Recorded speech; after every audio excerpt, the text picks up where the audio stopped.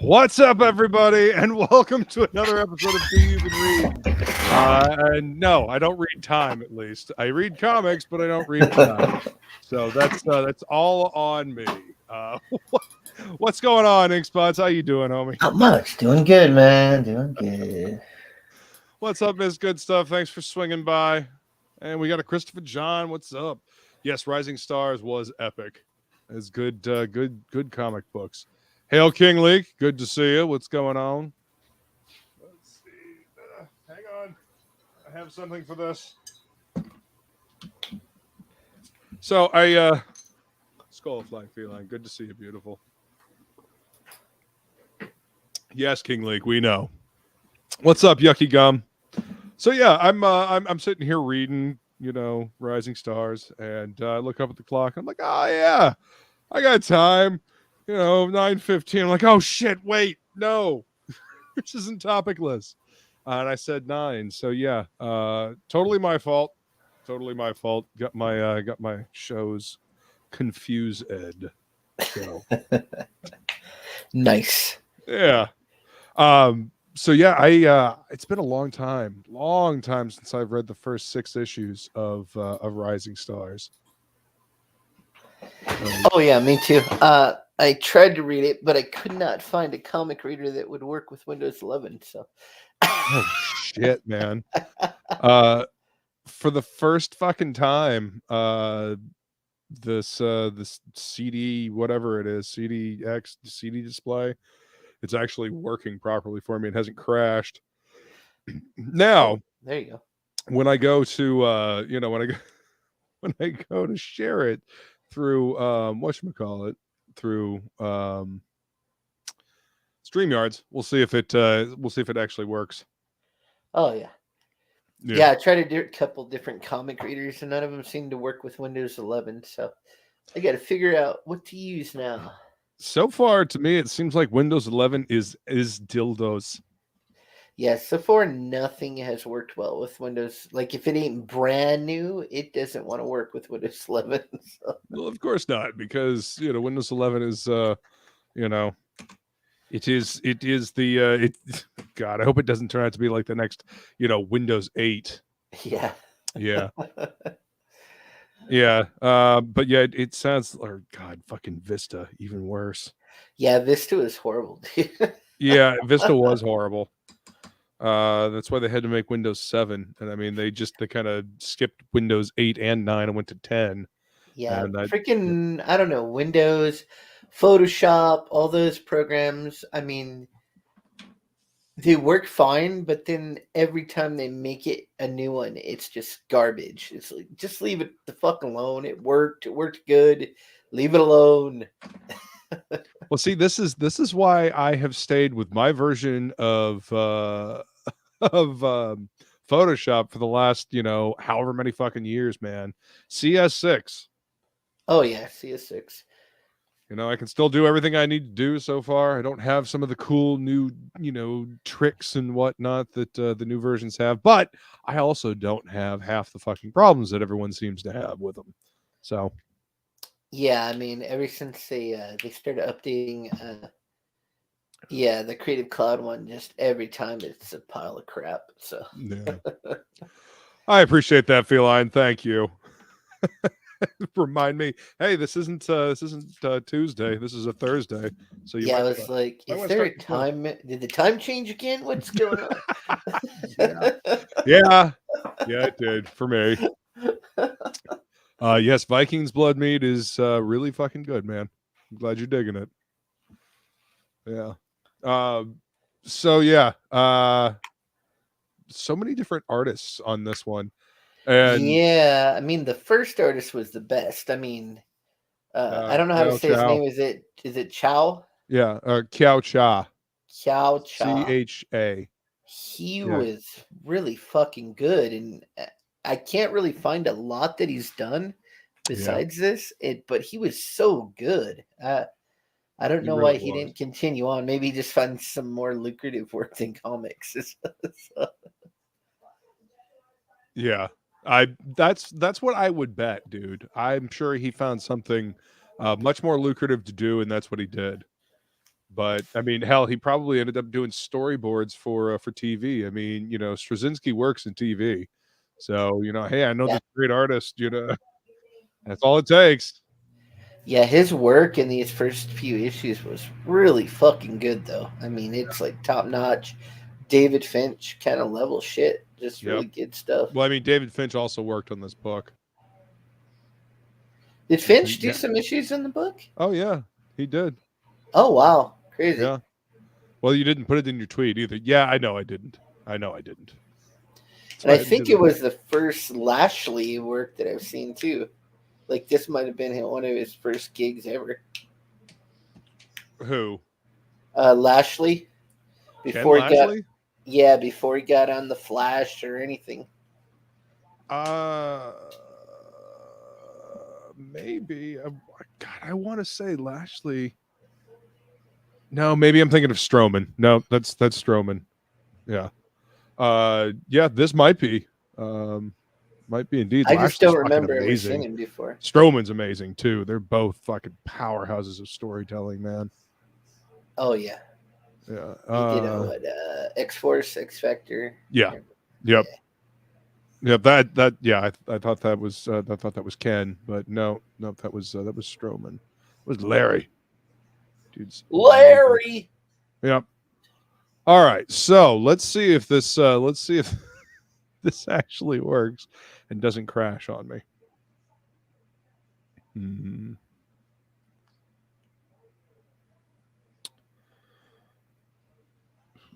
Nope. Let's see. Just got to do the entire screen. All right.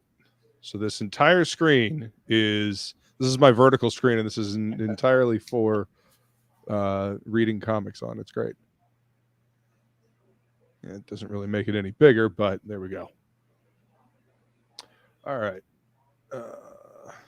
So yeah, this is the cover by Kiao Cha, Jason Gorder, and Liquid. Yeah, it's some great art. Yeah, it's fantastic, and you know it's cool that it's kind of told from the first person perspective of Poet, one of the characters. You know, as a journal, he's journaling what happens. You know how the how all of them were conceived. Like 133 people. Yep, 113 people. Powers. Yeah, 113 people. They get powers. This omnibus that I was reading through, it has the prelude issue, the 0 issue, and the 1/2, and it all adds. So there's like 3 mini issues before this issue that I kind of scanned through as well, and it actually adds a lot to the story. Basically, you know, there's a small town, and it gets hit with this wave of power, and you know, while certain people are being conceived, and it gives these kids powers. And they all have different levels of power in the beginning. Yep. And you know, they start laying out like who these characters are as kids, and they find out all these people have powers. One day when this building just starts falling through, and this kid catches this chunk of ceiling and saves his teacher. First sign we were different. First sign to us and to the world. So the world finds out about these supers, and of course, you know, big government agencies like, yeah, we got a problem. You know, like they do. And then down here, this lady's saying you got to bring your kid in, and lady's like, yo, these are some really personal questions. And she's like, well, we're trying to figure out, you know, who was made during this time. And what's up, Christopher John? Well, we were very late starting, man. That was on me. I was reading and got hung up. So, anyway, they're trying to determine who was conceived during this window of this particular energy shower, this comet or whatnot. And so, you know, she's like not really wanting to give up that information because it's kind of personal, and she's been fighting with her husband about it apparently. Anyway, we're gonna see my child when we're done with them. You know, some kids are like all about showing off their powers, you know, being strong. This one right here, and then this chick, she's like, I don't have any powers, you know. And then these are a reverend and his wife, and their son has been blessed by God, you know. Yeah, all the things that probably would happen if it really happened. Yeah. You know, so they're trying to determine what these kids have as powers, and you know, what they're what's different about them, and possible threat level. God, yes, that God. All right, so you know, all American buzzcut kid here. You know, he's really happy about, you know, being strong and whatnot. And then this dude, he's just like, he's listening and he's super happy, but you know, chick is singing, but he doesn't remember what she was singing, what the words were, but it was the most beautiful song she's ever heard, or he's ever heard. All I do remember is that it was beautiful, just beautiful. It's beautiful, man. So anyway, It was these kind of are like Heroes before. Yes. Heroes. That's what I was about to say. So Heroes didn't come out until September 25th, 2006. This comic started in 1999. Yeah. So like Heroes liberally lifted from this. I mean, you've got one of the characters that's even an artist that has limited precognition and stuff. It's just, yeah. You know, and there's a really cool story here. There's the way it's constructed kind of reminds me of Wild Cards. You ever read that story from George R. Martin? At least I think it's Martin.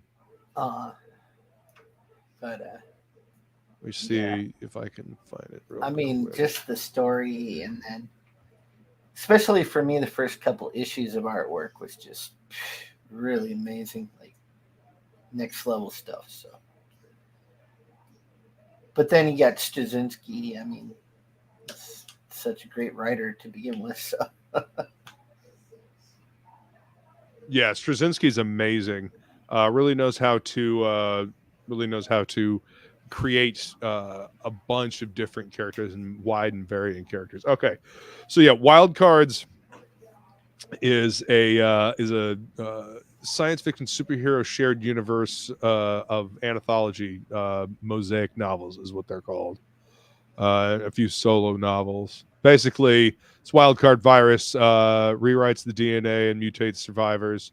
And you're either an ace, so you've got a really cool power, or you're a joker, and or not a joker, known as deuces, aces and deuces. Insignificant powers not worthy of being called aces are known as deuces. So yeah. It was that's wild cards. So the kind of order of operations here with these kind of stories is wild cards, rising stars, heroes, and then of course the boys, because this is one of the ones where it was one of the first times we saw a superhero be corporatized by a corporation, which our dude Flag, aka Patriot, actually is you know, the first one to do that. So they got coloring issues, I noticed here, because this dude's hair is not black for the rest of the series. This is the only time his hair is black in the series. It got real confusing later. I was trying to figure out who the fuck. Wait a minute. So yeah, these became the most famous of these supers. I'm not even sure what they're called in this, or if they have a particular name. You know, and they're you know, of course, Straczynski's an amazing writer and he does great dialogue, but holy fucking fuck, Oh, there are yeah. a lot of fucking panels with word balloons. Like, this is a lot to read through. And I realized that there's a lot of good story here, and there's plenty of space left for the characters to be seen. There's good word balloon placement. I really appreciate that. But damn, yo, like, come on now, shit. Also, I feel like this right here could have been like done across this way. Down here at the bottom where there's this blank Yeah. empty space here. Like, why are you covering up the facial work here? Like, Yeah. make that shit fit right here and use his neck. I don't We know don't if need to see the neck and shoulders, but like, I want to see was the this cheek his structure. first comic work though, before he worked at Marvel and stuff. I can't remember. This might have been his first stuff, so this might have been him just learning on the job as he went with comics. Well, I mean, we went over his Spider-Man stuff. That shit was still, that shit still had a bunch of word balloons. This is it's produced under his own imprint, Joe's Comics, from Top Cow. 1999. Let's see. Straczynski, when did you start writing Spider-Man? Let's see. I'm in Discord with Hockey. Have you muted? Got the hacks. Thanks, dude.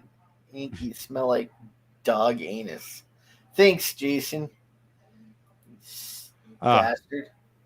So from 2001 to 2007. So yeah, he started this first.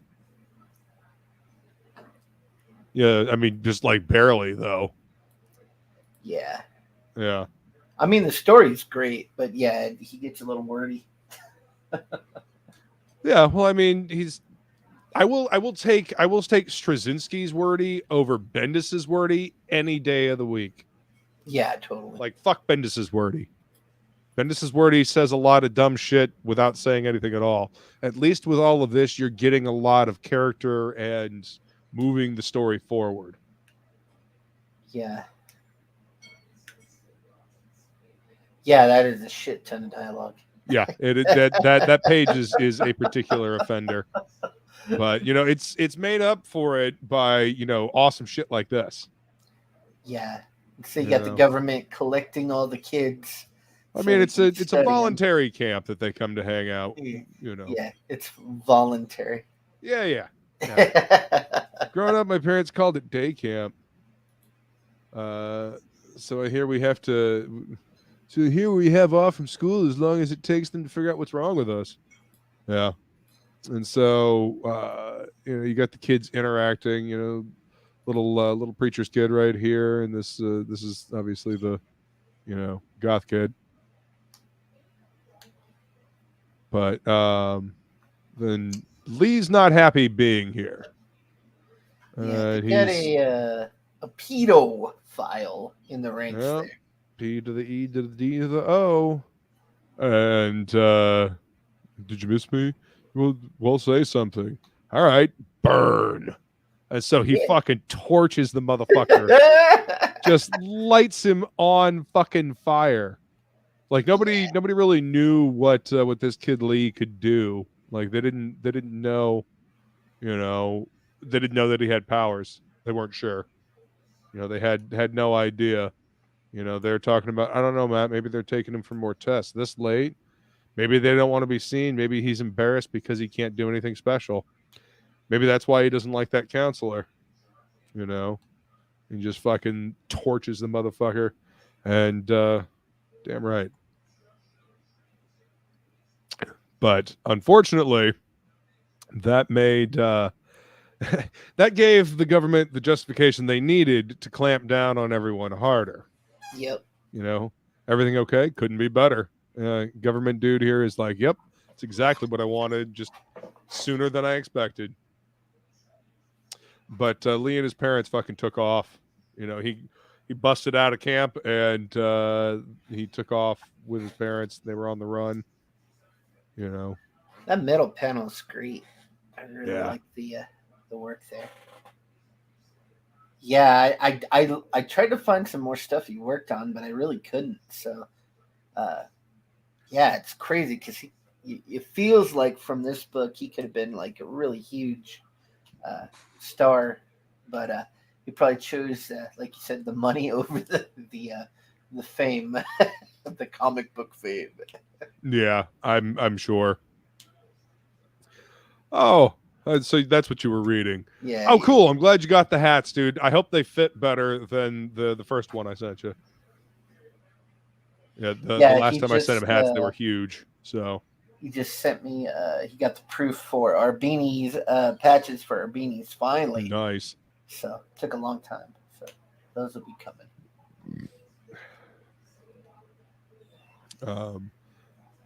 That's awesome, dude. I can't wait to see the fucking beanies when they're done. That's gonna be great. I was just looking at all the detail in this dude's face here. It's very David Finch. Like he drew a lot like David Finch. Well, I mean, this was kind of Top Cow's house style at the time. You got to remember, the house that Mark Silvestri built. This is very, very much in his vein of illustration style. Because you had Joe Benitez, working for them as well, doing stuff like this.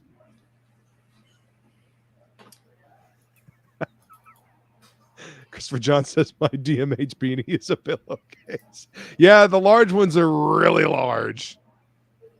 They're the mail-in eyebrow hiders. They come all the way down to like here, so you can peek out under your hat and just kind of squint at the world. Look wise. Mail-in kind of sounds like Kermit the Frog. No, this sounds like Kermit the Frog. Yeah, mail-in doesn't sound anything like me, man. And besides, it's not easy being green. So yeah, they're talking about how some of us could embrace what was coming, others would deny it for as long as they could. Some would become stars, comics burning out too soon, or clowns, or businessmen, or heroes, or criminals, or killers. Force affected all of us in different ways. And so it's basically him talking about like this is the end of the line. I'm the last one that's left. Yep, they're all dead except for him. So now you get to find out how that happened. Yeah, it's really great. I usually hate it when they do the when you get like the end of the story first, but I think this is done pretty well. Yep, and whenever you have a story like this, you have to consider the narrator. Is the narrator trustworthy? Yeah. Whenever you have a story like this where you start at the end and you're working your way back through, is the narrator trustworthy? Do you have a trustworthy narrator, or will the narrator, use dramatic device to, change the viewers or the reader's perception of what's happening? It's a very cool literary device, and it has to be used deftly. Otherwise, it's Deus Ex Machina. Yeah. Yeah. But yeah, this first issue was just a fucking cool setup for everything. You're like, holy shit, what? And looking at this like mountain of a house here with all these different terraces. Oh yeah. Yeah, that's a great page right there. Oh yeah. Man, these word balloons, I don't know. So fucking many of them. Like, I don't know. Is this too close to the edge over here? Could we not have taken like this one and put it up over here, and this one over here, and that one over there? Yeah. I don't know. Maybe it's just me. Maybe it's look at that first. Like the first panel is completely covered. Like it's gone. The first panel is gone. You can't see like anything. Could we not like make that like a wide one up here at the top? Like, do we really need to see all of this? Like, I mean, yes, it's nice. It's very, very, atmospheric and fuck. But do we really need to see all of this? Could we not have like a wide top panel up here? Like, graphic design shit like that bugs the hell out of me. Because I guarantee if we had like now you can see my mouse. Sorry. If we had like a long wide panel up here, or narration box right up here at the top. That would enable us to see the rest of this panel. It wouldn't cover this, and we wouldn't have to stare at this, like, you know, blue. Yes, it's very moody and whatnot, but do we need to see that? Really? Also, they have so much open space right there. They could just move everything over. You could see all the artwork. For fuck's sake. I mean, imagine you're the artist. You spent all this time. You know, that's what it was. Too much of this shit happened. Up. Yeah, too much of this shit happened. He's like, yeah, it's not worth it. It's not worth it, man. It's not worth it. Yeah. So that's the end of issue 1. Dude, yeah, I like issue 2. Issue 2 is really, it's a great little story about the fat guy who's invulnerable. The invulnerable man. Yep. So, and right at the beginning, name of the deceased. So picking up right where the last issue left off, and we're right back with, oh yeah, they're all dead. Hey, what's up, Shelby? Good to see you, man. Appreciate it. Thank you, sir. I love typography. Yeah, man. There's a whole mood and a whole feeling that you can get from typography. That's why I don't like the new Marvel comics with their lowercase letters. They suck. It makes it difficult to read, to be honest with you.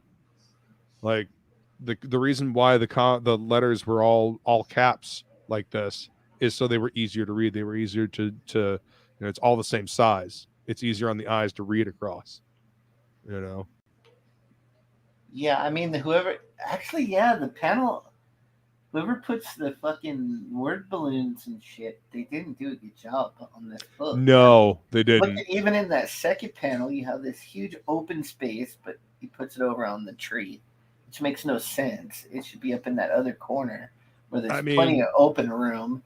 Like, yeah, and that I would have put that text box like more towards the top of the panel and more of a blank area. Yeah, so see, I'm wondering, like, see, take this right here. You could have this Peter Dawson right here. Right there, that's what I mean. Yeah. And yeah. And then and then time of death, like in this little blank spot right here and on his back, you know. I don't know. Yeah, I'm with you, man. I mean, this one doesn't bother me nearly as much as these two. Yeah, those two need to be moved.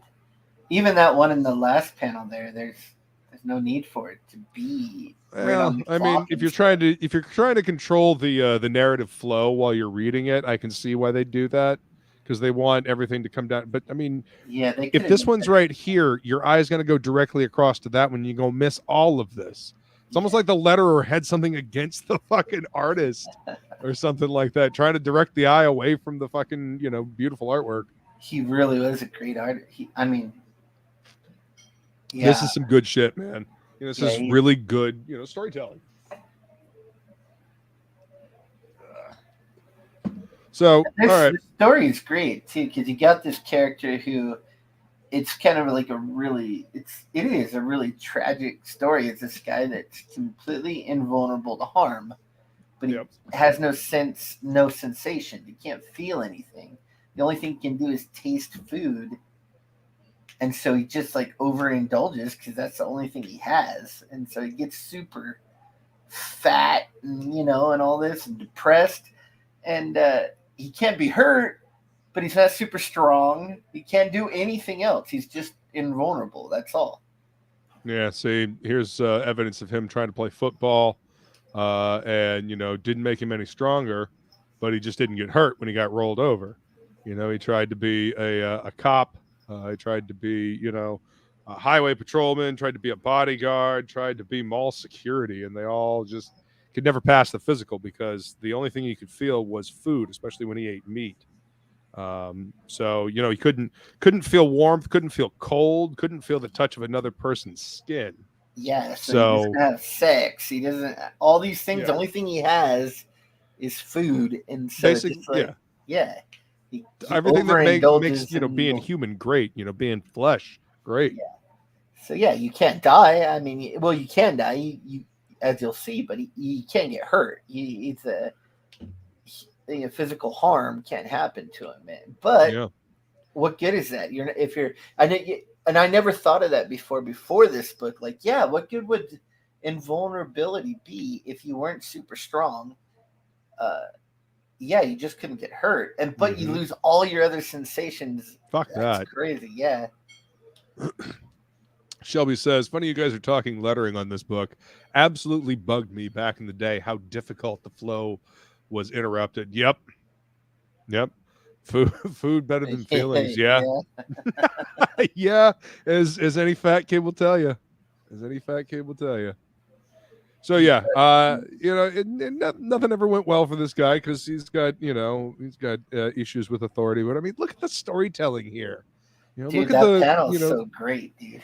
It's like looking at his face up here, and this right here. It kind of reminds me of like the best parts of Todd McFarlane mixed with Dave Finch. Yeah, you get some of there's this distortion and cartooning that Todd McFarlane would do, and like the animated movement here. Like, look at the foreshortening on this leg right here. That's fucking great. He looks like he's about to stomp right off that page at you. Yeah. I remember seeing this artwork and going, "Who is this guy?" And then like I can't remember ever seeing his artwork again. So I don't remember seeing him on anything else. Yeah, and so he gets his deal, and he thinks that he's going to be like a big movie star or something. So he gets electrocuting himself because he can't, get hurt. And so he blows all the money on hookers and stuff, and nothing ever comes of it. Like he never never made it. He's just kind of like a waste of space. You got an agent tried to do the whole Hollywood thing, but yeah, nothing ever worked for him. The calls didn't come in. They determined it was like a where do they talk about that? They basically talk about how he's got an invulnerability field. It keeps toxins, so it allows air to come through so he can breathe. It allows oxygen through. It allows food through at the molecular level so he can eat, and he can feel that and he can taste things. But every other part of his body is covered with a force field, so he can't. That's why he can't touch anything. It keeps him from feeling anything. Let's see. Oh, that's cool. Yeah, he says that. Let's see. If you the last comment there said he did a bunch of indie stuff. Oh, that's awesome. Kiao Cha went on to do a bunch of indie stuff on his own that didn't get a lot of traffic. That's unfortunate. This dude's fucking great, man. It's really good. If you got any titles that we need to look for, drop them in the chat, Shelby. Yeah. His background is Mesa up in my neck of the woods. That's dude. Cool. Hell yeah. No, he was fantastic on this book. But again, even here, the word balloon. Yeah. This page is not as bad, but no, this one is not nearly as egregious. Yeah, this one's okay. But I mean, look at this. Why is this right here? Like right on the edge like that? Like, what are you doing? I mean, yeah. It's like making all kinds of tangents and stuff. Yeah. It's just the word balloons are at odds with the art, and that should never be the fucking case. Ever. So we have our guy here. He's resting, and someone decides to because the one thing he does need to do is breathe. Yeah. Well, if, like you say, he couldn't feel anything and he never felt the tape that went around his arms and legs, keeping him in the chair, or the plastic dry cleaning bag his killer slipped over his head. Yeah, dude, look at that. Oh, fucking what a page, dude. There's like, look at, and then you see the silhouette behind him. Like, oh, dude, that's such a great page. Fucking beautiful storytelling, man. Yeah, I like that page. That's a great splash page. From what you said, he couldn't be poisoned or shot or stabbed, but he still needed air just like everyone else, and that's how he was murdered. The invulnerable man suffocated to death with a dry cleaning bag, something that shouldn't be a danger to anyone over 5 years old. Nice. Yeah. Yeah. Fucking brutal fucking murder with a fucking plastic bag. So anyway, they're asking the doctor here, who basically kind of raised the kids, like, you know, well, you knew about the weaknesses, right? Yeah, in case they needed to be terminated. Yep. So you knew how he could be killed, and they were started asking him, you know, where he was and what, you know, whatnot. Let's see. Hex the Lost Tribe. He had some oversized editions printed up. Unsure if regular comic size was produced. Usually to launch the follow-ups during SDCC. Oh no shit. Okay. I'll have to see if we can hunt some of those down. Yeah, Hit it up really on good. eBay. What's up, Diggs BTW7? Thanks for coming to hang out, man. Appreciate you watching on Twitch. Christopher John says I was gripped. Yeah. X crossed out. What's up, JL Potts? Welcome, sir. Good And to this see is you. another one. Yeah, I never noticed it before, but look how horrible those balloons are. It looks All over the really place. bad, dude. Look, Yeah. It's really bad. Yeah, it's rough, man. I don't. Damn. This is like the only well placed balloon in the whole thing. Oh, Shelby just put a gallery to his workup, so that's cool. Awesome. Thank you. And so, you know, Poet's here, and you know, he's talking to the doc. You know, he had these cameras installed. They've been great. Blah blah blah. You edited out part of the last conversation. He was going to ask him how he knew. I'm sensitive to all kinds of electrical impulses, scanning lines, changing phosphors. You made a cut in there. Why? They asked me who else would I consider potentially dangerous, and then you gave them my name. Yes. Yeah, look at the storytelling. I mean, this is definitely Top Cow house style, but you know I like it. But I mean, look at the color going over the word balloons. What happened there? Yeah. Holy shit! So I don't. I think just has a thing issues. with like overlapping the balloons just a little bit, and it looks like trash. It just doesn't.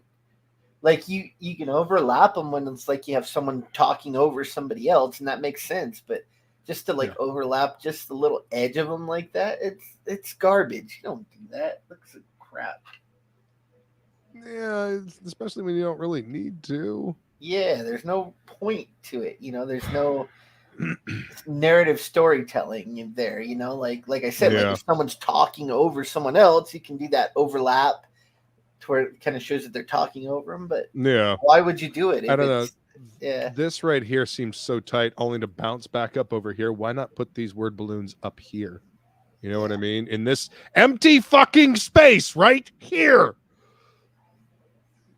But you know, whatever. These aren't nearly as egregious as this is right here. This is just bad. These should be up here, because then it would guide your eye across to these panels, and it would loop around like this, and like do the whole like S pattern. But you know, whatever. 90s art was all about shortcuts.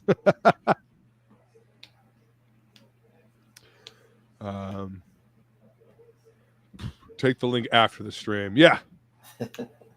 Just right click it and then bookmark it. And yes, thank you for the link, Shelby. Appreciate that. And by the way, speaking of links, thanks for posting that link, Feline. I appreciate that. Go ahead and pin that to the top of the chat. Yeah. You guys should all go back for OG right now. Have beanies soon. We got all the stuff. And as soon as we get them sewed on and they come in, we'll be sending them out if you bought them separately from the book. So, yep. That'll be the first thing everybody gets. Nice. Jamis did a pretty thorough script, so probably was suggesting shots of characters brooding away from readers. Yeah. I mean, I'm actually totally good with this shot right here. I mean, it shows a lot about the character. You know, there's good storytelling here. I was talking about more about the panel layout, like the inset like panels and like the way they're layered over one another. This is very, very Top Cow, and I love it. Yeah, Definitely. Typography is fucking great, man. Let's see. So anyway, they're talking, and basically it's revealed that your main power, the one they would have terminated you for, that's still our secret, John. So he's got a power that nobody really knows about, and that, you know, he and the doctor, that's their secret. It has been since he was a kid, you know. So that's why he's so serious. He's always been a very serious child. You know, he's the very serious one at the beginning that was you know, trying to get his picture taken. But so yeah, and then it goes into these journal pages. You know, the killer's one of us. You know, talk about, you know, how the ones that have died are kind of low level characters. You know, low level power, and you know, starting with victims doesn't go anywhere. Maybe start with the list of possible killers. It's shorter. You know, going through who he thinks it might be. Which no one would have guessed who it was. Yeah, I mean, nobody guessed who it was. I didn't. You know? I was like, the reveal was like crazy to me. Like, whoa, okay, that's cool. Yeah, and see, you really need to like read through this and like get the full impact of this, because there's a lot of background stuff in here, like what happened to Willie.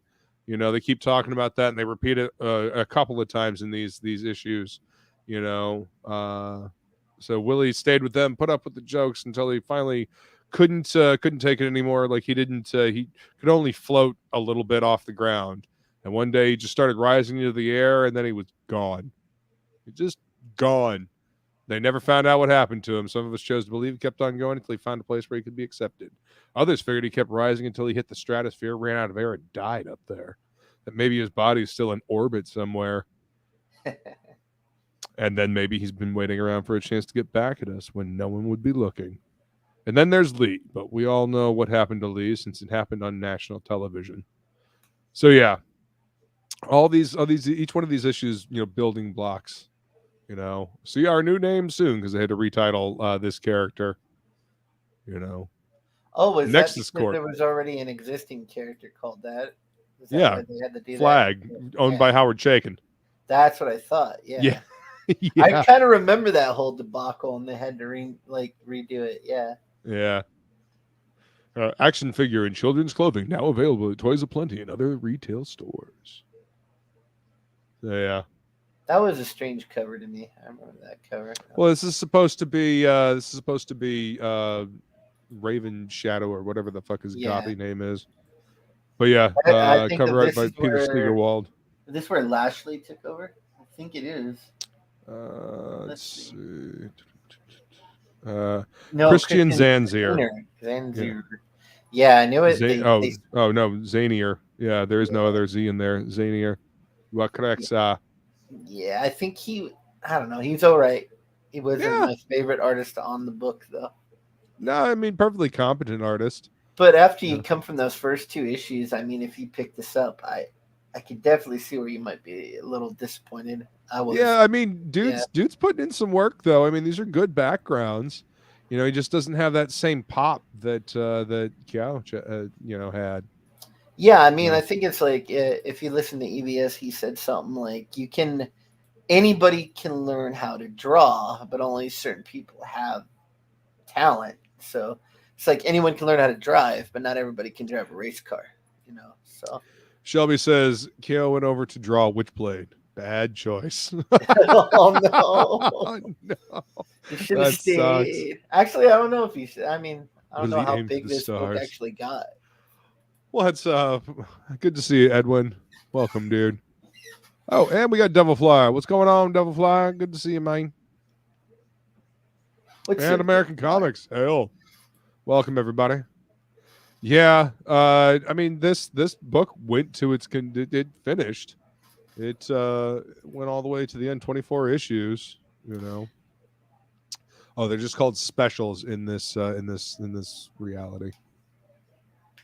Witchblade, huh? Yeah. Which it's probably seemed like that was a good deal. I mean, back it was then. established There big was time character. a TV show and everything. Oh yeah, with Yancey Butler, that was about the Uh-huh. time that they were doing that show. I forgot. What's up, Fanta? Welcome. Thanks for coming to hang out. Fanta. So yeah, you've got this guy, Raven Shadow, is what he calls himself. You know, it's a name that you'll find out later in this issue that he came up with when he was 12. But yeah, the art's. I mean, the art's good. Yeah, I mean it's competent. It's it's and it's definitely fits in with the style, Top Cow house style. Yeah. The panel layouts are not nearly as experimental. They're not nearly as fun.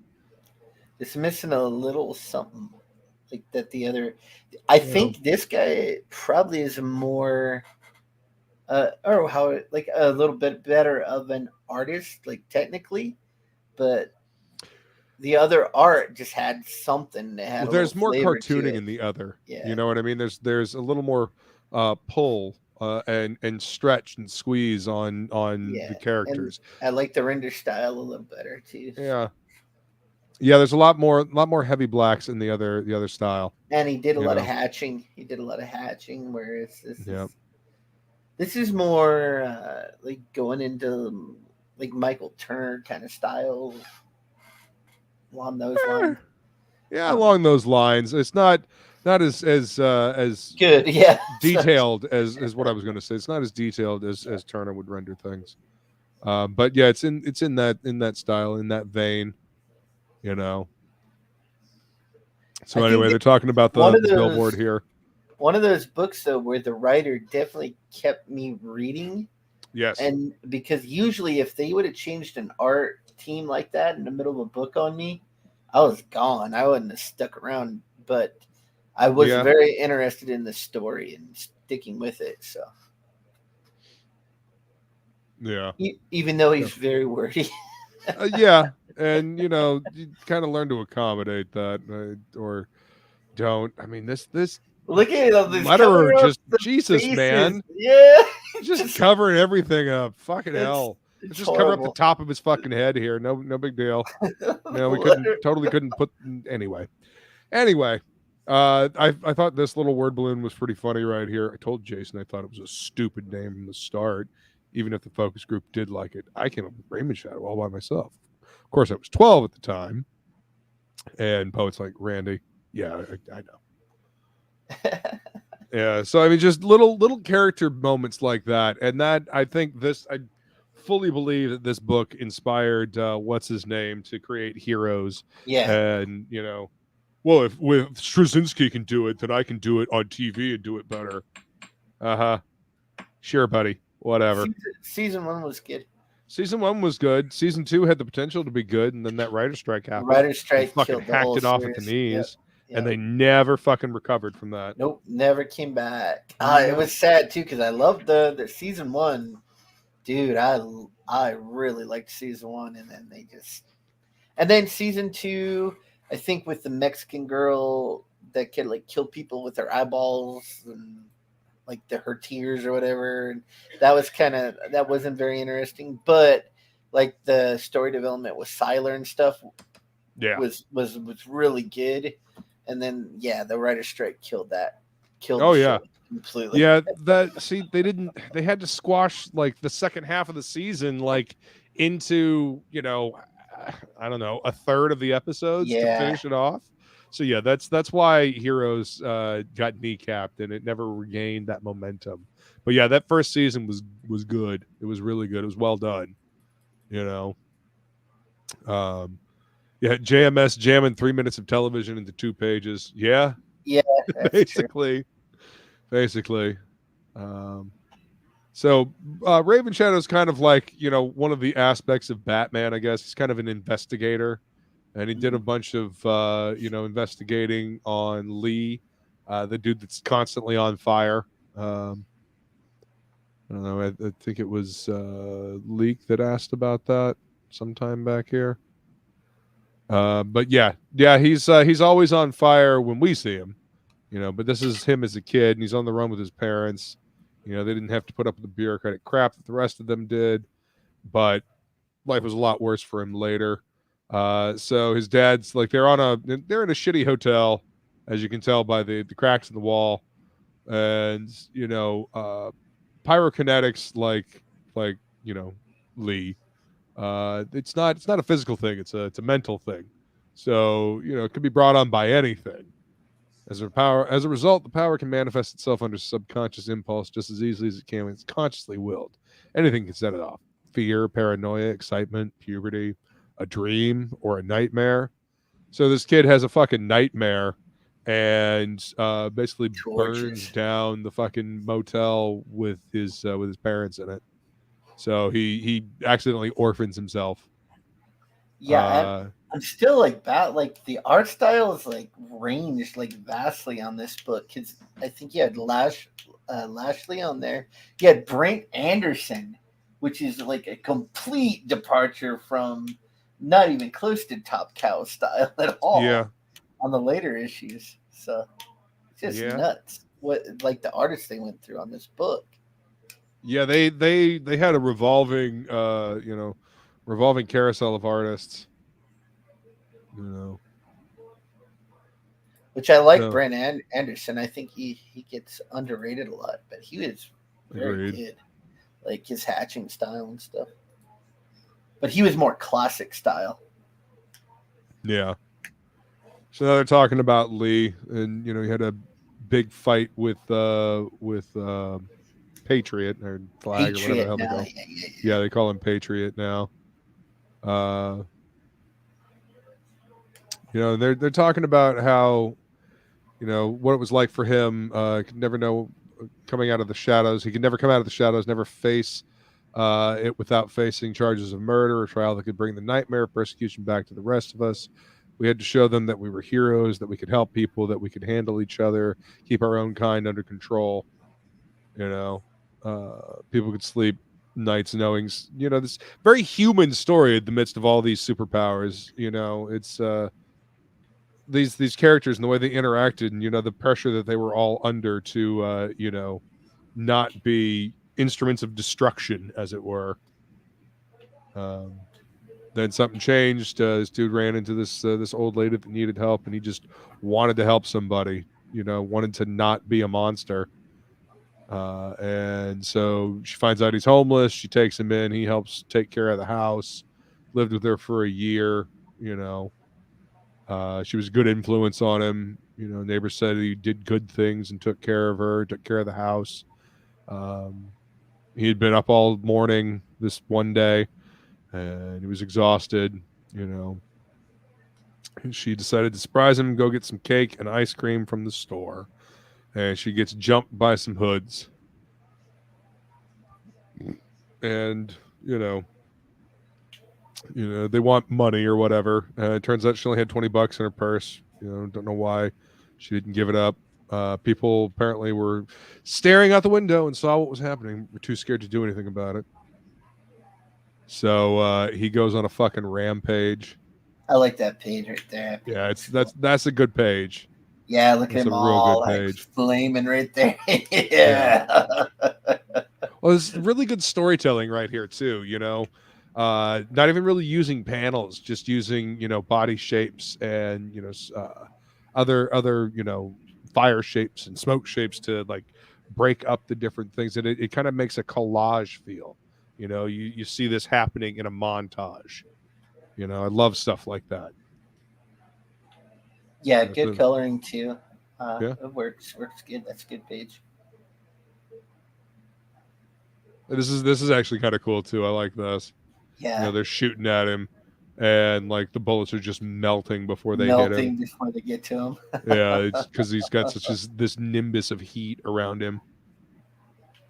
And so this is when they have the idea to call another super in. And so he finds the dude that stabbed her, and he just quietly tells him to burn. And just torches him. Just a little bit. Yeah. Now that could have been, they could have used a bigger panel there on that, like that, what's happening there with the thug getting all torched. Yeah. They did a much bigger, cooler panel with that. Well, they I think they didn't want to take away from the impact of this next bit right here, because the little kid that's hiding inside says, "Please don't hurt me. Please, please, mister, don't hurt me." And Lee was the one that was abused when he was a kid, you know? So his rage had brought him full circle. And so he's like, run, get away quickly. You know? And this part, he says, I remember once when we were kids sitting out on the cool grass one night, must have been around the time he was being abused by the camp counselor. I want to be a star. What? A movie star? A TV star? No, a star. I want to be a star. I want to be free. Free. Whoops. And so, boom, just fucking explodes the fucking tenement building or something like that, and I guess killing himself. Except I don't think he is, because he's in later issues. Yeah, he's in later issues, so yeah, I think that he's supposed to be dead. Yeah, he's just actually no. In the or is there another issue, fire character? No, in the Prelude issue, yeah, he's supposed to be dead. Yeah. Because he's in like way later issues of towards the end of the series. Well, I mean, he shows up again in the 6th issue of this. So yeah, so this has all been Poet and Raven Shadow talking, and he's like, maybe it'd be best to explain it to you in the Shadow Cave. The Shadow Cave? Come on, Randy, you don't really call it that, do you? Yeah, you got a problem with that? Okay, Shadow Cave. this kind of like dialogue and whatnot, this was still new and fresh, and before everybody was doing it, and that's one of the reasons why Straczynski, at least I felt like one of his better qualities, because he did a lot of this stuff that people then picked up on and started doing later on. I love those Bendis to an extreme amount. Say again. I love the white panel borders. I wish that the bottom panel would have been pushed more over towards the edge of the page, though. Like where he cut the kind of the back of that guy's head off. I don't think he needed to do that, but I do. Oh yeah, you're talking about down here at the bottom. Yeah, I like the white panel borders, so it looks really cool. It definitely lets the page feel a lot more open, because I mean this could have gotten really dark because they're now in his his cave, as it were. Shadow Cave. The Shadow Cave. Yeah. But very, very well done characters in this story. That little stuff like that always pops through it, and I always remember that because it always makes me, makes me chuckle. Yeah, I mean, there was definitely problems with it, but it was still a good story. Like at its core, it was just a really good story. So. Yeah, and here's the hook. This is where like more of the hook kind of gets put in. Normally I can bench press 2,000 pounds. It's not a muscle thing, it's a force thing. But recently, right up until the night Lee died, I'd noticed something. We've noticed a slight decrease in the figures over the last few years. Your strength in other areas have seen a very gradual decline, because he's got all this equipment set up so he can monitor his powers and shit like that. Whoops. Shit. Basic physics. Energy can neither be created nor destroyed, only transferred to other states. Each time you use your power, you transfer it to strength or flight. In so doing, you use up a slight amount of it via kinetic transference. It's been a slow process, not really noticeable until recently. With continued use, it's possible your powers may one day go away altogether. So you'll understand why I was surprised to see that the night Lee died, my bench press went up suddenly. Suddenly, I could press 2,200 pounds. Since the incident this evening, we've noticed an additional increase in all other areas of your metabolism. Not only regained the small amount of strength and power you'd lost, you increased fairly substantially across the board. So every time one of them dies, whoever's left gets some of that power. It's reabsorbed into the remaining superheroes. Yep. So yeah, everything we came through that energy. So they've discovered that that's what's going on, and goddamn, this colorist can't get hair right to save his ass. Like, anyway, So looks like someone else has figured it out from the recent murders. I'll be in touch. Sure. Maybe So that's it's basically one of the superheroes is killing the other ones so that they can get more powerful. And this is an interesting issue here. Kind of a boring issue, if I'm going to put it bluntly. Yeah, is this a multiple personality one? This is definitely a TV episode. You know, I'm not sure who did the. No, this is Christian Zanier as well. You know, they're going to a bar. This chick grew up with them.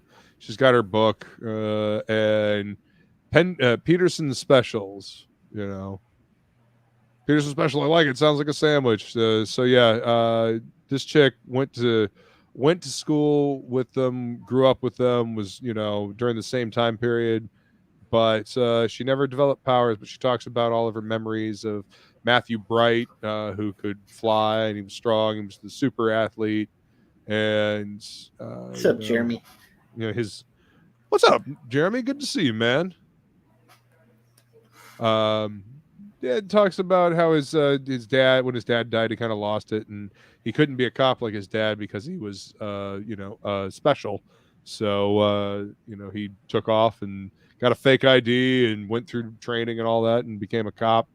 And then he got found out because he was hiding as that hiding upper as a panel, cop. She's just got fucking giraffe neck like crazy, dude. My God. Yeah, she's a bit wonky there, man. Just a touch. I mean, him too, though. Hey, look at his neck. Holy shit, man. I mean, everything in reality just kind of went a little wonky. Yeah, Mr. Fantastic. What's up, Son of Liberty Radio? Welcome.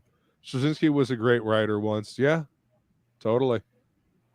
Bow. Good to see you, Jeremy. Thanks for coming to hang out, man. Yeah. I mean, her whole face kind of reminds me of Brett Booth. You know how he has kind of like those stretched proportions. Like this face in particular looks like it was lifted from something Brett Booth drew a long time ago. But yeah, those necks are just terrible. But they're just trying to keep up with the fucking giant word balloons. They're trying to stay out of the way of the word balloons. Yeah, they're trying not to get stabbed by the word balloon. So she's recounting the story of him, exposing the fact that he's a special, and then they try to take him, rake him over the coals for it. They couldn't give him a regular badge, so they put him in a special law enforcement thing. So he's like a super cop now. So this poor kid right here, this blonde kid that didn't have powers either. He was thoroughly convinced that he would. Either way, one day he jumped out in front of a truck and tried to stop it. The truck won. He wanted so much to have people believe he was someone special. The thing is, he was in his effects, he was a really good writer, apparently. He just needed to believe himself. And then this is the chick we saw in the earlier where she was singing. Now she's a famous singer. Nobody, she doesn't have a backup band, doesn't use microphones. Hard to get tickets every time. You try to remember what she sang or the lyrics, but you can't remember. All you remember is it was beautiful. So... yeah, Ink actually mentioned that earlier. Son of Liberty, Brett Anderson, Ken Lashley. Yeah, both great talents. I'm special too. We know. We know. John. That's right, man. That's why we had to do a Frog G card. Fuck yeah. Except it won't be until book 2. Damn. But that's all right. That means book 2. So you're in good company. We have Rich Ayala on book 2 too. Hell yes. Yeah. Speaking of Rich Ayala, Roach Balls is fucking great. Yeah, I love it. The book is so fucking crazy and gross and awful and awesome. We'll have to do an episode on it. Yeah, totally. Anyway, so basically she's talking about all the ones that she knows. She knows Poet. Apparently he's, his stuff is not really all that well received. And then so as things go on, she decides to stay with the nerdy dude talking about her memories instead of going with the other guy. And yeah. So let's see, Jason Miller. Okay, so that's the dude that becomes Patriot, right? And she's talking about how, only had eyes for him, and the look was only for me, only me. He had no idea who she was. Yeah. She was, just like this nerdy nerd that followed him around, was, um, you know, always in his shadow. Always wanted to be, with this dude who was like the cream of the crop, the top of the top, as it were. You know, but this is him showing off that he can fly, bench press 2,500 pounds. He has an IQ of 240. And then he just takes off. But Nexus Corp, you see up there. So this is one of the first times we see like a superhero sponsored by a corporation, right? Which is obviously prevalent in The Boys. So you see where this story kind of influenced a lot of stuff to come later that we really, really dig. Oh yeah. There's the giraffe neck again. Holy shit. Yeah, what is with the long neck? Yo. It's like he can't figure out Like, where to attach the shoulders. yeah, the shoulders are right here, my dude. Like right up here. Shit. Thick neck too. Yeah, she's got a pretty thick neck, man. Yeah. Like, oh my god, wow. Holy shit. Can't look at that anymore. It's gonna bug me. Anyway, so she was both young and career driven and busy with school.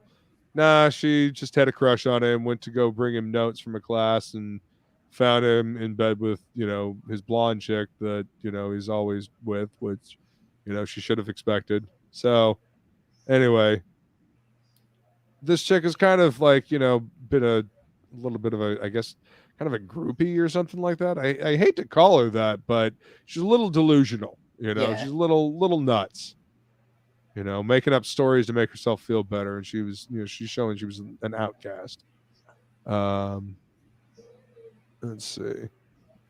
Then talking about Randy Fisk, Raven Shadow, his art and his crime fighting. And then this one, Laurel Darkhaven.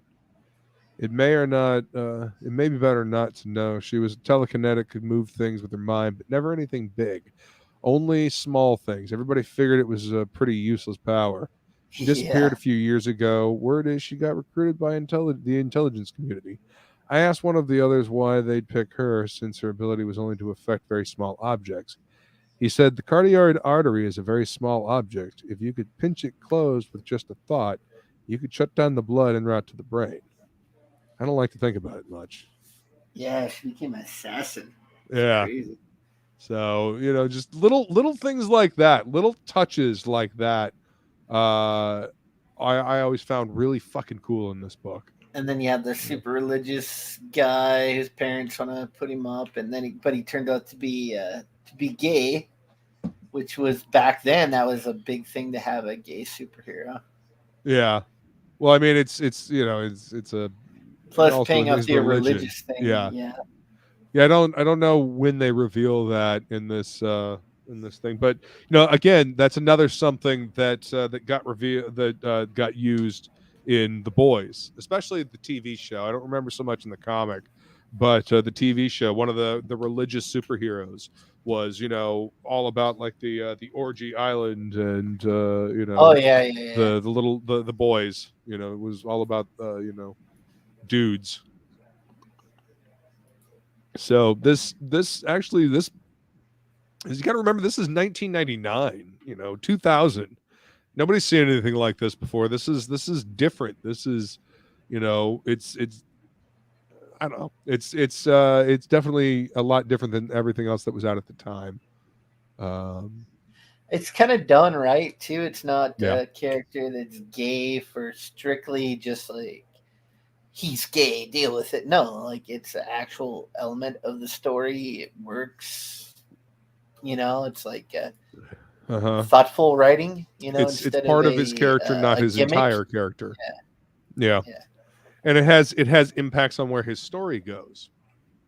That's what a lot of these writers forget, is that it's can only be a part of. That can't be the whole story. Otherwise, they were flat and one dimensional. And who the fuck cares? Yeah, Like he's saying that's the why nobody same cares thing about as the you, one-dimensional jock. That all George. his entire identity is all about banging chicks.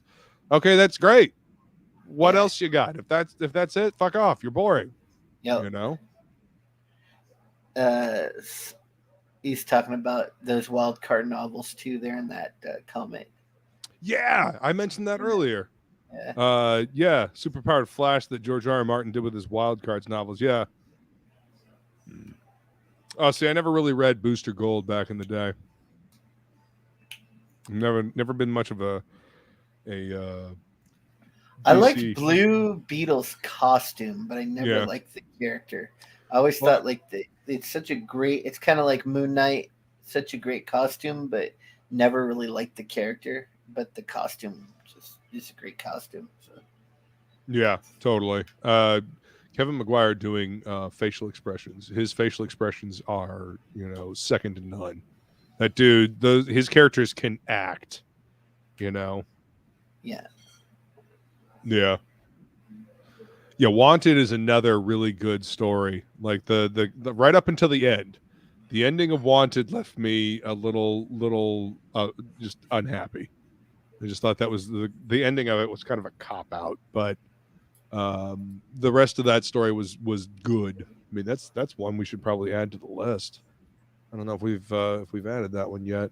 But yeah, I've never read it. I never read it. So. Oh, you've never read Wanted? Oh, we've definitely got to do Wanted then. Yeah, it's good stuff, man. It's good stuff. I agree. Son of Liberty Radio. Straczynski doing his version of the Wild Cards. Definitely has that same vibe. So this was inspired by Wild Cards, which then inspired Heroes, which then inspired The Boys. As it were. So yeah, this again, this issue is just her talking about the people that she knew, that she grew up with, talking about how Lee, can't be around normal people.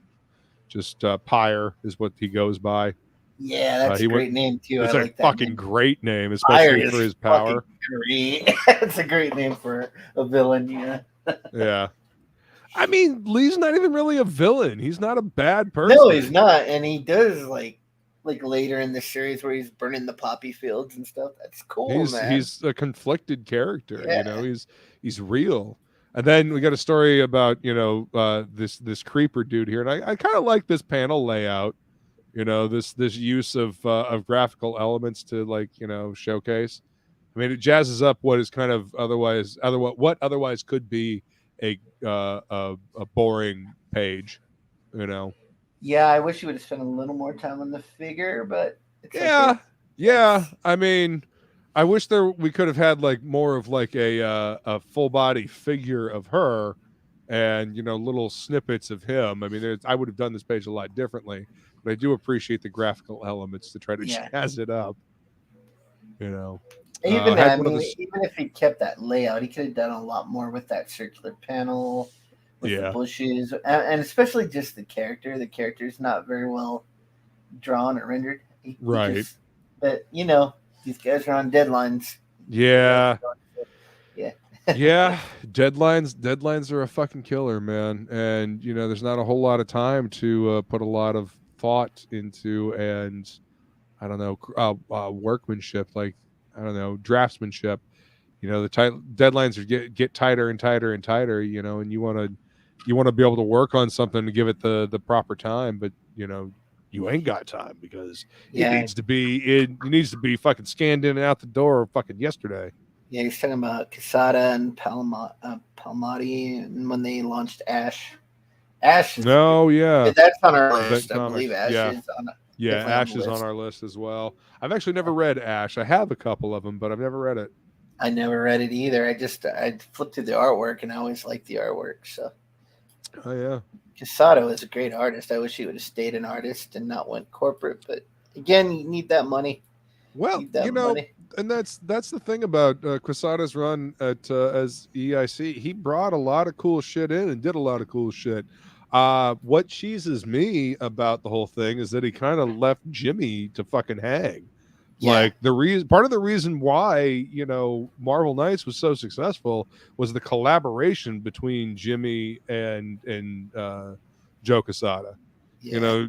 To me, Joe Quesada kind of forgot where the fuck he came from when he got that money, and that's what cheeses me off. Like he did some fun, cool shit, but he also kind of fucking forgot about where he came from.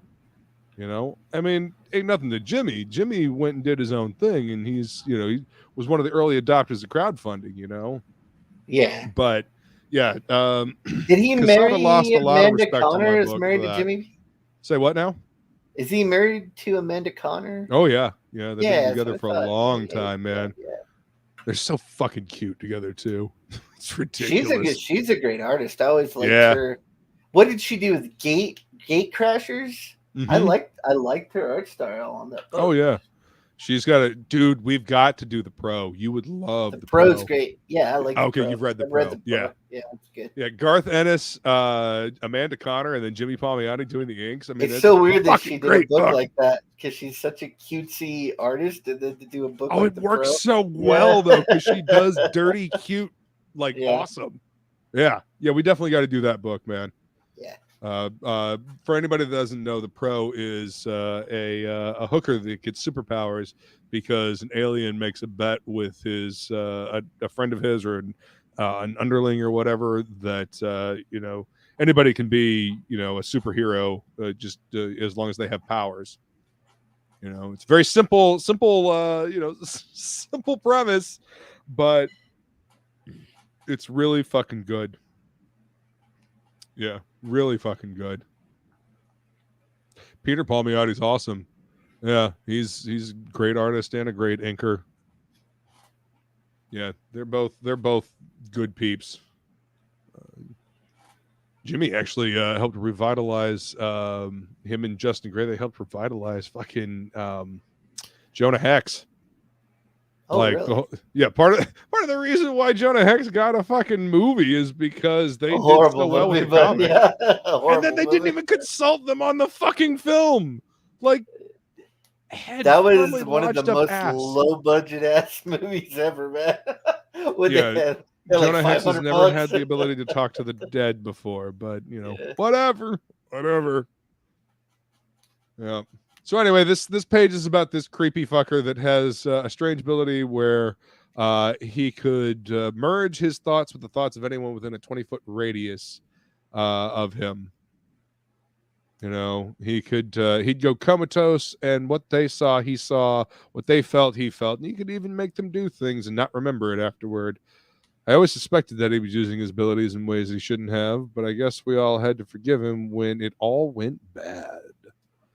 So his mother was an alcoholic, tried to kill herself 3 times. The 4th time, she was really going to do it, so he jumped into her mind to try to stop her. No, I won't let you. I won't. And he failed. He was inside her mind when she hit the concrete. He never came out of the coma. I think she took him with her when she went. So he's been catatonic ever since. And, of course, our killer knows that and finds him and tosses him off the fucking roof. Yep. Splat. And he gains another little bit of power. Yep. So she's always just kind of been the wallflower, just kind of hidden behind. And so she catches this conversation between, Poet and the doctor. There are a lot of other people out there who'd like to see us dead. I know, and you could be used as a tool as far as I'm concerned, keeping you alive is the best revenge. That's why we need your control perfect, because in the end, you may be someone's only hope. Whether you're ours or theirs remains to be seen. But some secrets you keep out of respect, fear, or affection, or all 3.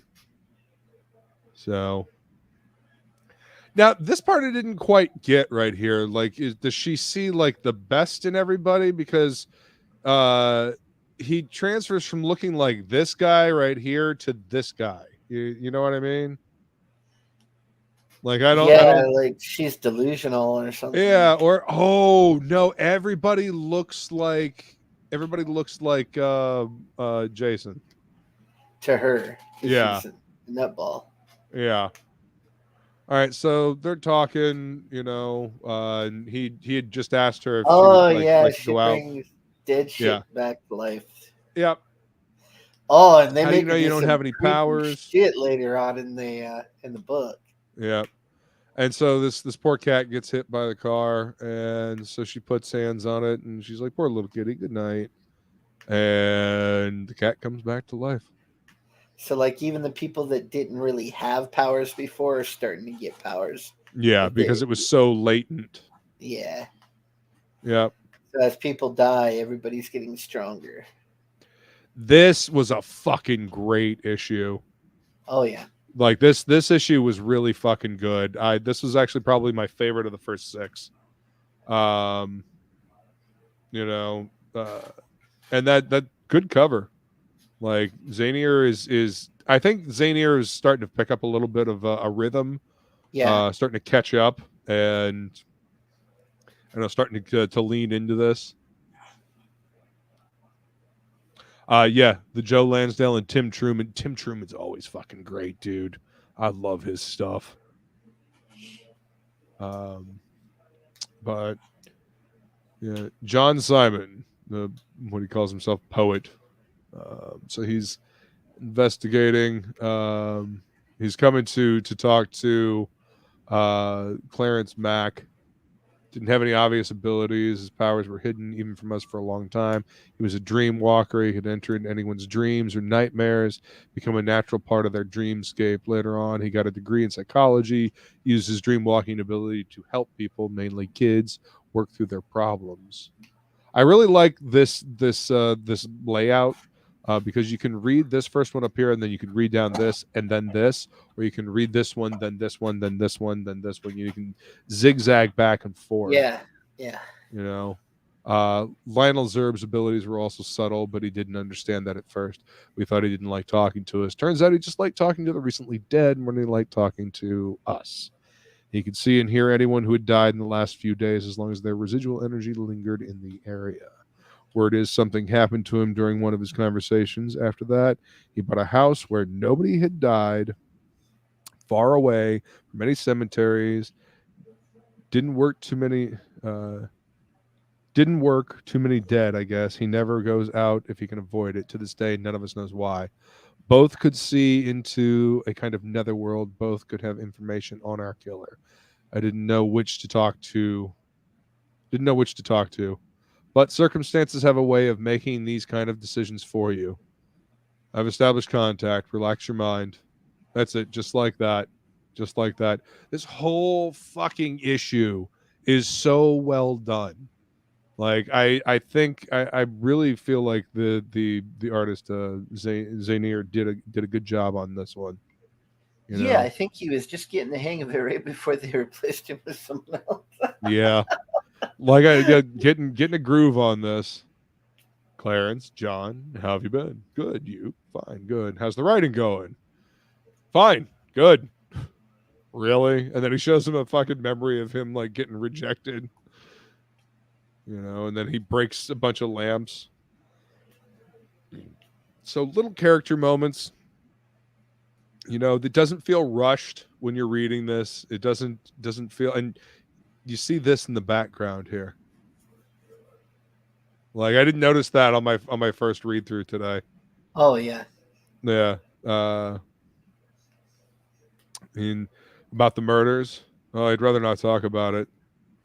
So he thinks he's being accused of walking into people's dreams because he has the ability. Why not turn this over to somebody else? I have an obligation, a responsibility. It's a load of crap. It's good conversation back and forth. There's real anger there. There's character reasons and characters clashing against one another. You didn't get close to the rest of us for the same reason people don't name a sick animal. You don't want to know their name when it comes time to put them down. This is how you see us, the danger you see in us, that we're mad dogs waiting to tear each other and the rest of the world apart. Mad dogs that need to be put down by you. This is your nightmare of the world that we will create if left unchecked, unless there's someone to stand in the dark places between us and the rest of the world. And dear God, you think it's you. Well, damn it, say something. He's like, well, you've said everything. What else do I need to say? Just got one question. How do you know my nightmares if you haven't been walking in my dreams? Yeah.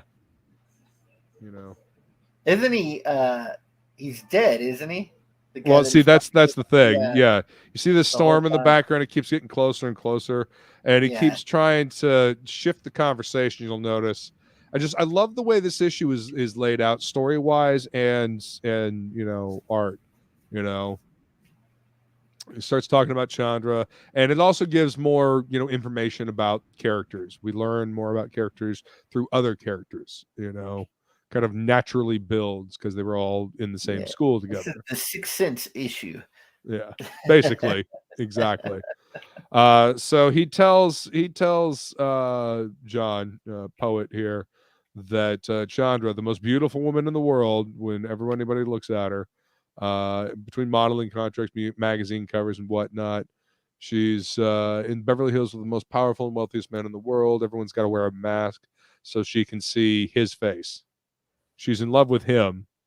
Everyone sees what they want in her, so she sees whatever they want in whatever she wants in them. So I mean, these are some fucked up individuals. Their powers have fucked them up like 7 ways from Sunday, you know. What's up, Ray? Good to see you, man. Thanks for coming to hang out, dude. So, and as you can see, the mindscape here is getting you know, different. And this right here, this is some fucking story fuckery right here. They're standing on this and they flash to the couch and whatnot, and he punches the dude. You let you what? And then he fucking smacks him. Let you what? And then the storm is here, and come to find out that after he talked to Poet, or got the message, you know, he went a little dream walking, and he figured out who it was. Yep, and unfortunately, they saw him. So it's Patriot. Patriot is revealed. Is the killer, man. That's crazy. 5 issues in. Yeah. And we find out who's been whacking superheroes to get their power. So it's one of the most powerful one of all the of them. The most powerful. They're not even sure Matthew Bright, the super cop, can take him. Yeah. Well, as far as he knows. So already right here, I don't know if you've read The Boys all the way through. But you know, Dark Noir, you know, he was kind of created to counterbalance Blondie. Yeah. So, you know, you got the whole thing of a Poet talking about thinking that he's the counterbalance for if they ever go off the rails, off the res. And you know, and you've got basically their Superman, you know, their Homelander, as it were, that has been killing the other supers because their powers are attritioning. Yeah, he's been finding out that his power has been like depleting slowly, so he had to get back up to strength. Yep. Because he uses his powers all the time. You know, he's a corporate superhero, so he's constantly using his power. So he's losing power faster than everybody else. It's just only using a little bit. Excuse me. So yeah, he had to get out of the dreamscape. He thought he had time, but he was fast. My God, I never knew how fast he was. And he was there and just beating the absolute shit of them. What did you tell them, Clarence? How much do they know? And I knew I was never going to have another chance to find out. They know everything, Jason. They know that you're the one that's been killing us. You can kill me, but you can't kill the truth. So he did. Yeah. And so this fucking next page right here, I love this. The look on his face, like the sorrow, Yeah. and just the interaction here is the characters in this just fucking great, man. You know, is there anything you want me to do? Anyone you want me to talk to? No, nobody. I wish there was. This is where it's gonna go bad, John. You know that, don't you? Yeah, I do. And then you hear him say, Lionel, yes, you can let him go. I'm coming out. Understood. So, Clarence, for what it's worth, for a moment, you were a hero. Because earlier he was talking about he's not a How hero. creepy. Yeah, he's Yeah. creepy and everything. Yeah. Yeah, well, whatever. And he fucking fades away. And so the dude that could talk to the dead was there. And he was the one that was connecting him to the spirit realm. Yeah. So yeah, that whole time we thought he was just talking to what's his name, but turns out he was talking to a ghost. So now they're like, yeah, we know. Now we got to find proof. So what's up, Abra's 2 cents? Good to see you. Thanks for coming to hang out. Yeah, I was shocked that they revealed it so fast. But that was just like the first story arc. So That's the first little bit. He's still here, isn't he? Clarence, yeah, he's still here. Takes a while for the dead when they've been given permission to go. What's he saying? And then Clarence is back here. You couldn't even save me. What the hell makes you think you can save the rest of us? What? You're not the savior. You're not our savior, John. The goddamn angel of death. He wished you good luck. Yeah. So, well, we're gonna need it. That's for sure. So yeah, they're trying to figure out what to do next. So, if you need someone to, I don't know, if you need someone to talk to, you know how to reach me. Don't worry, John. I'll be fine. It's not like I have a shortage of people talking. Now this, I'm not sure why they did this. I think it must be like a clear overlay page or something like that. yeah. Because you've got them talking like backwards here. You got a ghost saying, I don't think you're paying attention. Like they all aren't going to die sooner or later. He'll get his war. Just watch. Darkness, darkness, all darkness and teeth, and it never stops. It never stops. So they're hinting at something larger happening here as well. And then this one I didn't fully get through. Is there a different artist on this one? Nope, this is Zainier, and this is actually the start of a brand new story. So you know what? We'll go ahead and stop right here at the end of Yeah, issue that's 5. good. We'll read the rest of it. Yeah. When we do the second half. Yeah. So hopefully I find a comic reader that I can use. What am I using right now? This is C Display EX. It seems to be working, but yeah, highly recommend picking this up. They have giant omnibus collections of these on owned eBays and the Amazons and all that shiz. But yeah, this is easily my favorite issue. I love this reveal issue. I think it was really well done. I love the first 2 issues artwork, and then like a lot of the later issues have just some beautiful artwork because they have so many. There's actually so many great artists on the books. They in there, yeah. So. Yeah,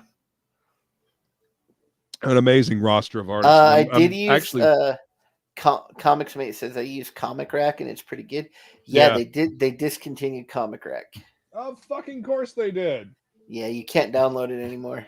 That's what I tried to use, and it's gone. So I used Comic Rack for like 10 years, and now it's gone. So Jesus, that's fucking ridiculous. But you know what? I mean, if you can find, you know what? I bet I have an old version of it on some disc somewhere. I'll look, see if I can find it for you. Cool, man. Yeah. But yeah, this C Display EX, it seems to be working. Seems to be working just fine. It hasn't crashed this whole time. So yeah, I downloaded one from Microsoft that was supposed to work with Windows called Covers or something. Didn't seem to work that great. So Just download 7-Zip and unzip the thing, and then use like picture viewer.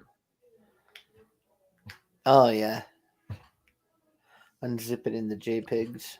Yo, what's up, Neff? Good to see you, man. Thanks for The coming to hang out, dude. fairies. What's up, man? Y'all, the fucking Mavericks was a fucking great book. I really enjoyed that. Y'all need to get that. Get in on that next one. It's gonna be fucking awesome. Son of Liberty says I got the full collection on that Amazon digital service like 5 years ago for like $20. Nice, dude. Nice, man. Yeah, we could probably do a Mavericks and a Mavericks. Do you even read too? Oh hell yeah, dude! I would. Yeah, I'd we've be down for we've that. done a couple of indie books. So Yeah, and I definitely want to do Roach we did Balls. Absolute. Yeah, we gotta do Roach Balls. That's it's a fucking crazy fucking book, dude. It's, hand lettered, hand colored, beautiful hand drawn. book though. Yeah, I like the large format and Oh, whatever the I don't know what kind of paper that is, but I love it. That paper, that kind of matte paper. Yeah, that matte paper has a great smell to it. Mm-hmm. I love. Yeah, Roach Balls was my #1 book of last year. I really well done book it, all over. so. Yeah, beautiful artwork, fun fucking story, great production values, good. Like the cover was great, the paper was great. Yeah, colors, just fucking crazy, awesome fucking book. Yeah. Sorry, Jason. I like Absolute, but Roach Balls took it for me last year. I really did. I enjoyed it immensely. The extras were pretty cool. It's a good book. Let's see. So, Jason, yeah, he says, I love Roach Balls, but it doesn't fit my fucking magazine box. yeah. That was the one thing. It's an odd size. You can't put any protector on it or anything. Like, I think I sent it in the protector it came with. So, yeah. I mean, you gotta get a bigger bag. You almost have to get like I don't even think a Golden Age comic cover fits it. I think you have to get like a Time magazine bag or something. yeah, I bought a bunch of more boards and fucking bags, but I got some weird bags and they're like way too big. I was like, I must have got like the old school bags or something because they're like humongous. Oh yeah, I mean, well, sometimes you want that especially if it's a thicker book. If you want to put a couple of them in there, you know what I mean? Yeah. All right, so now we've got to figure out what we're going to read next. Nice. Got this big ass double-sided fucking list here. So I'm gonna go ahead and read them off, and you pick which one you want to. Which one you thinking, man? All right. So I think we should just go ahead and do the pro. I mean, okay. We might as well just do it. Yeah, get it. Okay. Yeah. Then that's what we'll do. Yeah. I don't even know if Pitt's on the list here, Jason. I will add it though. Yeah, we should add Pitt.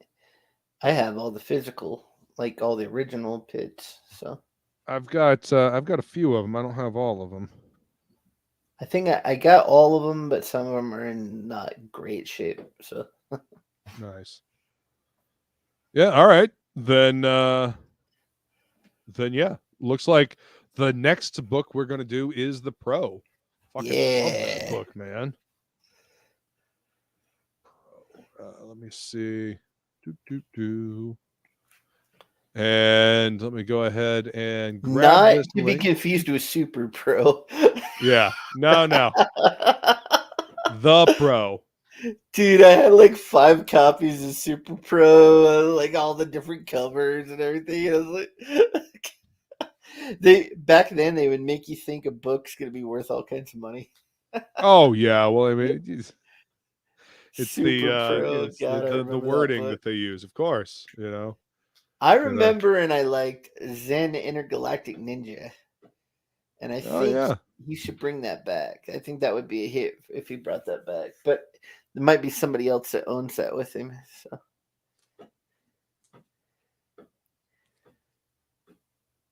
there you go. Yeah. Yep. And this is actually a copy that both Bill Mouse and Don Shin worked on. Awesome. That's Yeah. very cool. Yeah, he should bring Zen back. That'd be I think that I wonder why he hasn't. There must be some kind of legal thing with it. Well, I don't think that that Don Chin owns it. I think that it's there's some other dude that owns it, and he's working on his own thing, from what I understand. So we might see. Oh, that's right, Christopher John. We need to add Wanted to the list. Let's see. Trying to find space where I can actually write Wanted. Jeff, Super Pro is the greatest comic ever written. No, it's not. All right. So yeah, the link I tossed in the chat is the link, so you guys can grab the Pro if you want. It's like it's $8. Yeah. Son of Liberty Radio. We actually did Evil Ernie. That was one of the first ones that we did after. But we only did the after Poison first. Elves. We did the first trade. So Youth Gone Wild. yeah. Yep. The Wanted movie was so disappointing. Yeah, it was. Video game was fun. I mean, the movie and the video game had nothing to do with the comic property, like literally nothing at all. But yeah, that is accurate. Super Pro had Spider-Man in it. He only guest stars in the great books. Yes, that is correct. What's up, Jay Ryan? Thanks for coming to hang out, man. This was a good episode, man. I actually really want. I've never finished reading all of Rising Stars, so now I'm actually really curious to finish. Oh, you never finished reading? No, I never finished reading it. Oh, I'm actually kind of wicked curious to see how it ends up, and to see see how much Heroes and the boys lifted from it later. I have all the originals except for some reason I missed issue number 13 and issue 14. So I'm missing 2 issues in the middle there. So Yeah. which I'm gonna get them, so I have the full run. But yeah, it's Nice. great series. So yeah, man. Well, all right, guys. Thank you all so much for coming to hang out. Don't forget to click the link pinned to the top of the chat and go grab yourself a copy of Frog G. Fuck a shadow ban, because there are beanies afoot.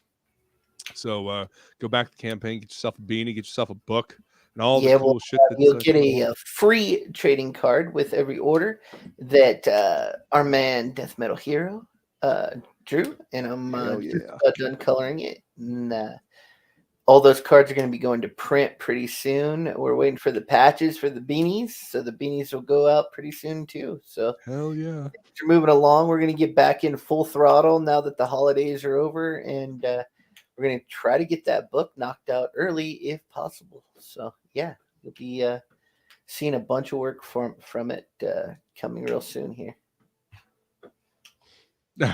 May not remember Poison Elves. That was the first episode of Do You Even Read that Inkspots and I did. Yeah, both Inkspots and I are love Poison Elves fans. Drew Hayes is awesome.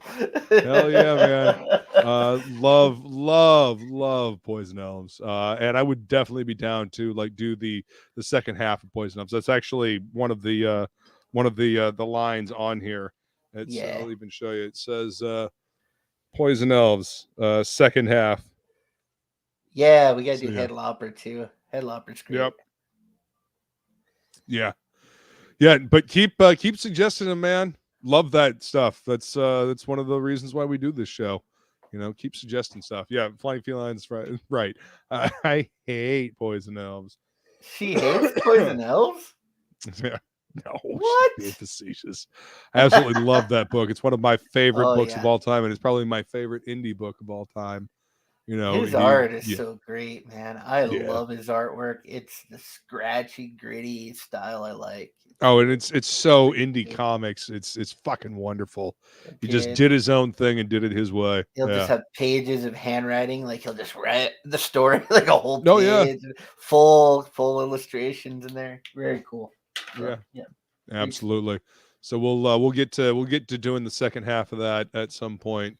But I want to thank you all for coming to hang out. And Jason says every backer gets a copy of Super Pro. No, they don't. No, that's a lie. Grimjack. Yeah, that's another one we should add. Absolutely. Grimjack. I never read Grimjack. Yeah, I don't think I've ever read much of Grimjack. I've only read a few scant issues here and there, but some good fucking artwork. Yeah. But I will add that to the list. Thanks, Liberty Radio. Appreciate it. Awesome. But all right, guys, this will be the last Do You Even Read for the year, and we'll see you next year. So yeah. Happy New Year and later, everybody.